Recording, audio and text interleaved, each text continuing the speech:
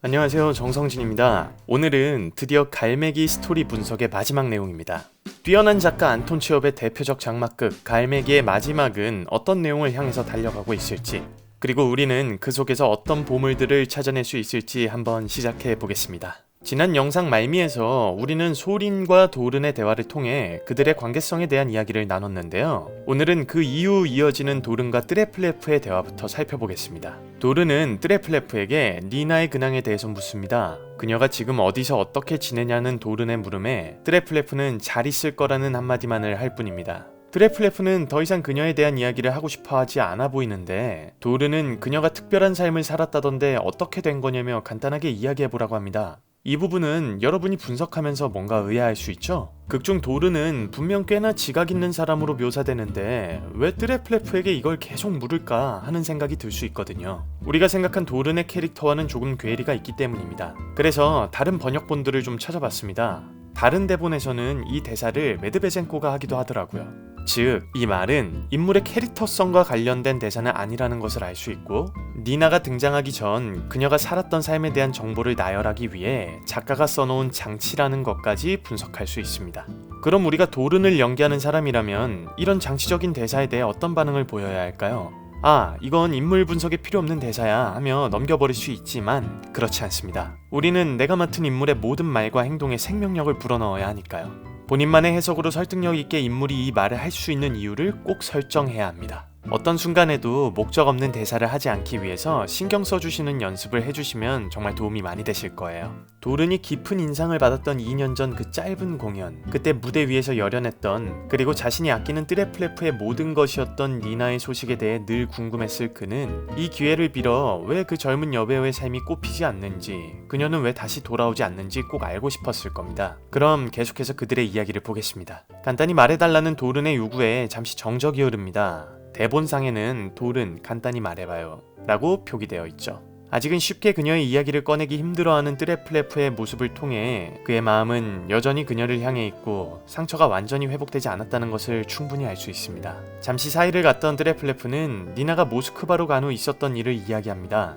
여러분이 만약 니나를 연기하기로 선택하셨다면 이 부분, 뜨레플레프의 이야기에 초집중하셔야 합니다. 니나는 모스크바로 간 후 뜨리고린과 함께 살았습니다. 그리고 니나와 뜨리고린 사이에는 아이가 생겼고요. 그런데 아이가 죽자 뜨리고린은 니나에 대한 사랑이 식어서 마치 당연한 일처럼 예전에 자신이 사랑했던 사람 아르까지나에게로 돌아갔습니다. 니나의 사생활은 엉망이 되었고 무대에서 배우로서도 좋지 않은 상황이었습니다. 모스크바 근교에 있는 별장 무대에서 배우로 데뷔했지만 연기력으로 두각을 나타내지 못하고 지방으로 떠도는 배우가 됐죠. 뜨레플레프는 자신은 니나의 행방을 놓치지 않기 위해 그녀가 가는 곳마다 따라다녔다고 고백하고, 그럴 때마다 봐왔던 그녀의 연기에 대해 자신이 느꼈던 바를 이야기합니다. 항상 비중 있는 역을 맡았지만 우는 듯한 목소리와 격한 몸짓으로 거칠고 매력없이 연기했다. 멋지게 연기하는 순간도 있었지만 그건 한순간뿐이었다. 뜨레플레프의 이런 평가에 대해 뭐야 너무 디스하는데? 라고 생각하기보다는 니나가 왜 저렇게 연기하게 됐을지 생각해보는 시간을 가져야 합니다. 그녀는 늘 인정받기 위해 무대 위에 섰을 겁니다. 우리는 1막에서 3막에 나타난 니나의 모습을 통해 그녀가 얼마나 유명한 배우가 되고 싶어 하는지 알 수 있습니다. 심지어 유명한 작가를 만나자 금방 사랑에 빠졌고 그를 따라 모든 것을 버린 채 모스크바로 떠나버렸죠. 이후에 니나가 등장해 자신이 어떤 삶을 살았는지, 무슨 일이 있었고 그것이 무대 위에 서 있는 자신에게 어떤 영향을 끼쳤는지 이야기하는 것을 들어보면 그녀가 왜 이렇게 연기를 할 수밖에 없었을지 깊이 이해하게 되실 겁니다. 다시 뜨레플레프의 대사로 돌아가보죠. 니나의 심정이 너무 이해갔던 뜨레플레프는 계속 그녀를 찾아가 연락을 취했지만 그녀는 그를 만나주지 않았다고 합니다. 그러던 어느 날 니나에게서 편지가 한 통 왔고 뜨레플레프는 그 편지를 통해 그녀가 얼마나 불행한지 느낄 수 있었다고 합니다. 또 그녀는 지금 이곳에 와 있지만 이곳엔 오지 않을 거라고 예상합니다. 니나는 지금 호텔에 머물고 있는데 아버지와 새어머니는 배우가 되겠다고 떠나버린 그녀를 다시는 보고 싶지 않다고 집 근처에 오지 못하도록 경비원들을 사방에 풀어놨답니다. 책에서 철학자가 되는 것은 정말 쉬운 일인 듯 보이는데 실제로는 너무 어려운 일이라고, 도저히 그녀의 부모가 이해가지 않는 심정을 토로하는 것으로 뜨레플레프의 회고는 마무리됩니다. 무대에 연출되지 않는 시간 동안 니나에게 있었던 일들이 대거 방출되는 이 대화의 끝에 아르카지나와 도울은 샤무라에프가 역에서 돌아옵니다. 다른 사람들과 다르게 여전히 젊다는 샤무라에프의 칭찬에 당신은 또 나를 저주한다며 지겨운 분이라 답을 하는 아르카지나의 말에서 농담이지만 그에 대한 아르카지나의 평소 생각을 짐작할 수 있고, 자신을 향한 뜨리고린의 인사에 못 본 지 2년밖에 지나지 않았지만 자신을 기억하냐는 반응을 보이는 마샤의 반응도 재미있습니다. 그리고 뜨리고린과 뜨레플레프의 인사가 이어집니다. 이 만남 너무 불편한데요. 보는 저도 불편한데 본인들도 무척이나 어색하겠죠? 뜨리고린이 먼저 와서 인사를 건넵니다. 껄끄러운 관계를 해소하고자 혹은 이왕 잠깐 있을 거 최대한 갈등 없이 지내보고자 나름의 노력을 하고 있습니다. 그들의 중간엔 어떻게든 그들의 사이를 잠잠하게 하고자 하는 아르카지나도 있고요. 아르카지나는 뜨리고린이 뜨레플레프의 단편 소설이 실린 잡지를 가져왔다며 두 사람 사이를 긍정적으로 만들기 위해 말을 보탭니다. 잠시 후 뜨리고린의 인사에 뜨레플레프는 먼저 그에게 악수를 청합니다. 이전에 뜨레플레프를 생각하면 훌쩍 나가버렸을 것 같은데 말이죠. 페제르부르크와 모스크바에서 그에 대한 관심이 지대하다는 소식을 전하는 뜨리고린의 말에는 감사하다고 정말 친절하시다는 답변까지 건네는군요. 우리는 당연히 이 부분을 그냥 지나치지 말고 작지만 뚜렷한 변화라는 것을 섬세하게 발견해야 합니다. 그토록 원하던 작가가 되어 이전보다는 마음의 여유가 생긴 모습입니다. 뜨리고린의 앞에서는 절대 작아지기 싫은 마음이 반영된 것일 수도 있고요. 뜨리고린은 뜨레플레프와 대화 중 내일 아침 날씨가 괜찮아지거든 호수에 낚시하러도 가고 뜨레플레프의 연극이 공연된 곳도 살펴봐야겠다고 합니다. 작품의 모티브가 떠올랐는데 그곳에 대한 기억을 되새겨야 할 필요가 있겠다면서요. 우리의 기억을 더듬어 보면 그 무대는 니나가 있었던 곳입니다. 그런데 그는 죄책감이나 망설임 없이 작품을 위해 그곳에 대한 기억을 되새기는 것이 필요하다고 합니다. 그것도 뜨레플레프와의 대화 도중 말이죠.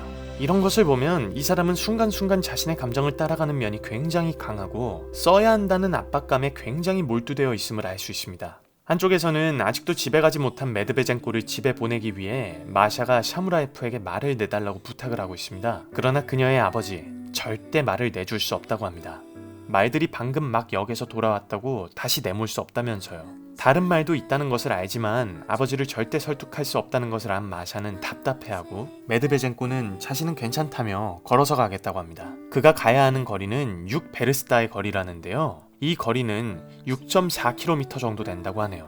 바람이 울부짖는 날씨에 6km를 걸어가겠다는 그를 말리는 사람이 아무도 없습니다. 결국 그는 퇴장하는데요. 이것이 갈매기에서의 그의 마지막 모습입니다. 정말 가장 짠내나는 캐릭터인데요. 어린 시절부터 있었던 가난에 대한 큰 피해의식이 그를 이렇게 자긍심 없게 살도록 만들었습니다. 자, 볼리나는 한가운데 있는 탁자 위에 로또 게임을 준비하고 아르카지나의 주도하에 사람들은 게임할 준비를 합니다. 뜨레플레프는 뜨리고린이 가져왔다는 잡지를 뒤적여보는데 이내 뜨리고린 본인의 작품만 읽고 자신의 작품은 손도 대지 않았다는 것을 알아차립니다. 우리는 짧은 순간이지만 이런 짧은 순간이나 한마디를 그냥 넘기지 말아야 합니다. 그래야 뜨레플레프가 예민한 사람인 것과 뜨리고린은 실은 뜨레플레프를 진지하게 대하지 않았다는 것과 아르카지나 역시 무엇보다 갈등 없이 잠잠히 넘어가는 것이 중요했다는 것 등을 예측해 볼 수 있고, 좀 걷고 싶다고 나가서는 피아노로 우울한 왈츠를 연주하는 뜨레플레프의 감정과 생각을 더 깊이 이해할 수 있습니다. 아들이 우울한 왈츠를 연주하는 동안 아르카지나는 사람들과 게임을 즐기며 그동안 자신이 곳곳에서 받았던 환대와 자신이 입었던 멋진 의상들을 자랑하고 싶습니다. 그리고 뜨리고린은 뜨레플레프의 작품에 대한 솔직한 견해를 이제야 이야기하는군요.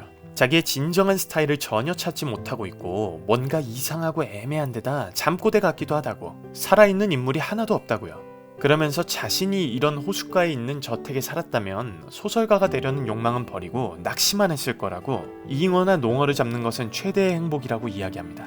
뜨리고린의 이런 평가에 도르는 다른 의견을 말합니다. 자신은 뜨레플레프를 믿는다고, 그에겐 뭔가가 있다고, 그에게 기대를 하고 있다는 듯한 이야기를 합니다. 그러면서 아르카지나에게 아들이 작가라서 기쁘지 않냐고 물어보는데 그녀는 이렇게 답합니다. 글쎄, 난 아직 읽어보질 못했어요. 시간이 있어야죠. 아르카지나는 잡지에 실린 아들의 단편 소설도 시간 여유가 있어야 읽습니다. 로또 게임은 할 시간은 있으면서 말이죠. 역시 변한 것이 별로 없어 보이는 모습입니다. 게임을 이어가던 그들은 저녁을 먹기 위해 퇴장하고 무대 위에는 다시 들어온 뜨레플레프만 남아있습니다. 뜨리고린은 자기 방법을 만들어 수월할 테지만 자신의 작품은 그렇지 않아 괴로움을 느낀다며 고뇌하기도 하고요. 그가 고뇌하는 그때 누군가 어둠 속에서 창문을 두드립니다. 누구인지 살펴보지만 그 사람은 이미 계단을 뛰어내려가 버렸습니다. 뜨레플레프는 빠르게 뒤따라가 그 사람을 붙잡습니다. 그렇게 보고 싶어 했던 니나. 니나입니다. 지나간 연인이자 친구였던 그들은 절절한 재회를 합니다. 드레플레프는 그렇게 오래도록 그리워했던 그녀를 바라보며 가슴 아프지만 벅찬 감동을 주체할 수 없어 합니다. 하지만 니나는 어딘가 불안해 보입니다. 아르카지나가 와있다는 것을 안다며 계속 문을 잠가달라고 부탁합니다. 그녀는 좀 마르고 수척해진 모습입니다. 왜 지금까지 자신을 만나주지 않았냐고 묻는 드레플레프에게 그가 자신을 미워할 것 같아 올 수 없었다고 말합니다. 참 따뜻한 이곳이 좋다고 추억을 말하던 그녀는 갑자기 자신은 갈매기라는 말을 합니다. 그러다 다시 그게 아니라며 횡설수설하는 모습을 보이다 이내 울음을 터뜨리고 맙니다. 걱정하는 드레플레프를 안심시키고는 자신은 배우가 됐다며 어린 시절 자신의 모습과 현재 자신의 모습에 대해 이야기합니다. 그땐 빛났지만 이젠 농부들과 함께 3등석 열차를 타고 옐레츠로 떠나 겨울 동안 공연을 해야 하는 신세라고 합니다. 말을 마친 니나는 떠나려고 하지만 드레플레프는 그런 그녀에게 그동안 못다 했던 절절한 고백을 토해냅니다. 당신을 한 번도 잊은 적이 없고 당신 없이는 모든 것이 아무 의미 없었다며 당신만이 내 인생의 전부라는 마음을 담은 이야기를 합니다. 그의 이런 이야기에 니나는 어쩔 줄 몰라 하며 이때부터 그녀도 자신의 마음을 토해놓습니다. 우선 나 같은 건 죽여버려야 하는데 왜 그러냐는 니나의 말에서 그녀가 드레플레프에 대해 강한 죄책감을 가지고 있다는 것을 알 수 있습니다. 자꾸만 자신을 갈매기라 칭하던 그녀는 밖에서 나는 소리를 통해 그녀가 사랑했던 뜨리고린이 이곳에 아르카지나와 함께 와 있다는 것을 알게 됩니다. 그녀는 크게 흔들리고 그 뒤에 나오는 그녀의 긴 대사를 통해 어떤 마음으로 지난 2년을 보냈을지 알 수 있습니다. 강력한 명예욕을 가지고 있던 니나는 모든 사람들에게 칭송받는 여배우가 되고 싶었을 것이고 누구보다도 뜨리고린에게 인정받고 싶었을 겁니다. 모스크바에 어떤 연고도 없었던 그녀는 오직 뜨리고린만 의지했을 겁니다. 가장 가까이에 있고 사랑하는 사람인 그의 지지를 바랐을 거고요. 그러나 그녀는 그에게 외면당하고 비웃음거리가 됐습니다. 가장 인정받고 싶고 응원하고 싶은 사람으로부터 나의 꿈이 외면당하고 무시당한다면 어떤 기분일까요? 그때부터 니나의 자존감은 서서히 무너졌을 겁니다. 게다가 그녀는 아이의 죽음 후 뜨리고린에게 버림을 받습니다. 이때부터 그녀는 자신이 아무 쓸모도 없는 사람이라는 생각을 하게 됩니다. 배우로서도 여자로서도 스스로에 대한 확신이 무너졌을 거고 그때부터 무대 위에서의 자의식은 걷잡을 수 없이 커졌을 겁니다. 오늘 영상의 앞부분에서 드레플레프가 니나의 연기에 대해 이야기하던 부분 기억하시나요? 항상 비중 있는 역을 맡았지만 우는 듯한 목소리와 격한 몸짓으로 거칠고 매력없이 연기했다. 멋지게 연기하는 순간도 있었지만 그건 한순간뿐이었다. 니나는 자신에 대한 확신이 사라져가면서 자존감이 극심하게 떨어졌을 것이고 이런 상태의 니나는 인정받지 못할 것에 대한 두려움만 가득 안은 채 무대에 섰을 겁니다. 그래서 자신의 잠재력을 전혀 발휘하지 못했던 거죠. 그녀는 이내 자신이 2년 전 드레플레프에게 죽임을 당했던 갈매기와 같은 처지라고 생각하게 됩니다. 이 막에서 뜨리고린이 이 갈매기와 니나를 보고는 좋은 소설의 주제가 떠올랐다고 하던 부분 기억하시나요? 우연히 한 사람이 와서 발견하고는 이유 없이 죽인 갈매기가 자신이라고 생각합니다. 자신은 뜨리고린의 단편 소설을 위한 도구였을 뿐 그 외에는 아무 의미도 없던 사람이었다고 생각합니다. 그러나 이 부분에서 니나의 절망에만 집중하면 중요한 것을 놓칠 수 있습니다. 바로 삶에 대한 그녀의 태도입니다. 아픈 사건은 이미 일어났고 삶은 계속됩니다. 그녀는 앞으로 있을 자신의 삶을 포기하려고 하진 않습니다. 모든 것이 무너진 것 같은 삶이지만 끝났다고 포기하지 않고 옐레츠로 가는 열차를 타기 위해 떠나려 하죠. 아팠던 시간 동안 그녀는 인생에 대한 큰 깨달음을 얻었습니다. 아직 괴롭고 아프고 황망하지만 자신을 죽이려 하는 절망에 잠식되지 않으려 온 힘을 다해 사투를 벌이고 있습니다. 끝까지 인내하며 견디겠다고. 그럼 결국엔 그 인내가 자신을 유명한 배우로 만들어줄 것이라는 생각을 반복 또 반복하며 살아가고 있는 것 같습니다. 드레플레프는 이런 니나의 모습을 보며 슬픔을 느낍니다. 아직도 어디로 가야 할지 몰라 헤매는 자신에 대해 슬픔을 느끼는 것이겠죠. 자신이 누구에게 필요한지 모르겠고 아직도 자신의 본분을 모르겠다고 합니다. 삶의 이유를 찾지 못해 괴로워하는 모습이죠. 그는 여전히 자신의 삶의 이유를 니나에게서 찾으려 합니다. 하지만 니나는 그런 그에게 자신은 여전히 뜨리고린을 사랑한다고 고백하죠. 그에게 어린 시절을 기억하는지 물으며 그때를 함께 회상하는 모습을 통해 그 순수하고 열정적이고 괴로움이 없던 시절이 너무나 그립지만 다시 그때로 돌아갈 수는 없다는 그녀의 마음을 알 수 있습니다. 그렇게 그들은 이별을 나눕니다. 니나가 떠난 후 드레플레프는 말없이 자신의 원고를 모두 찢어버리고는 퇴장합니다. 곧바로 저녁 식사를 마친 일행들이 들어오고 샤무라에프는 뜨리고린이 이전에 주문했던 것이라며 박제했던 갈매기를 보여줍니다. 그러나 뜨리고린은 여러 번 생각해도 기억이 나질 않는다고 합니다. 이 장면을 통해 그에게 니나는 새로움, 그 이상도 이하도 아니었다는 것을 다시 확인할 수 있습니다. 어쩌면 그가 낚시를 즐긴다는 설정도 늘 새로운 것과 신선한 자극을 찾는 그의 성향이 반영된 것이 아닐까 싶습니다. 그리고 바로 그때 총소리가 들립니다.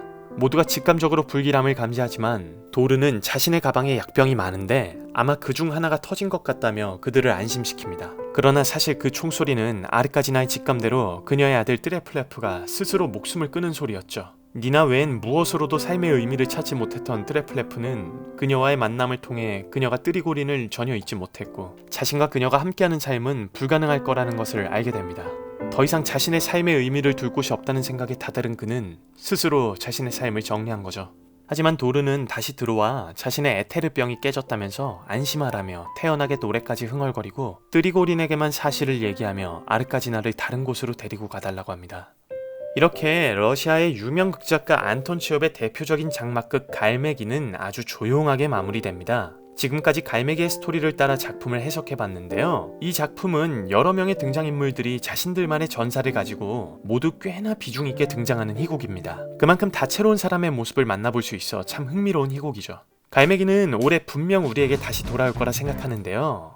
여러분께서는 꼭 이 단골 희곡을 미리미리 준비해 놓으시기 바랍니다. 긴 영상 시청해주셔서 감사합니다. 그럼 축하합니다. 합격입니다.